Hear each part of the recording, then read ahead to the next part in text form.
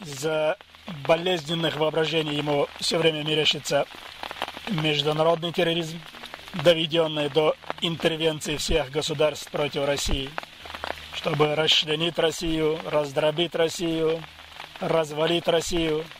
Хотя мы все не слепые, не видят, что Россия давно уже развалена, он его, по-моему, добивает.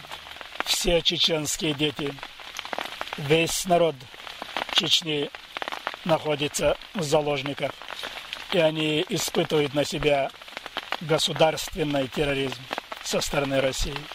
Это болезненная амбициозность президента Путина, по-моему, доведенная до невменяемости.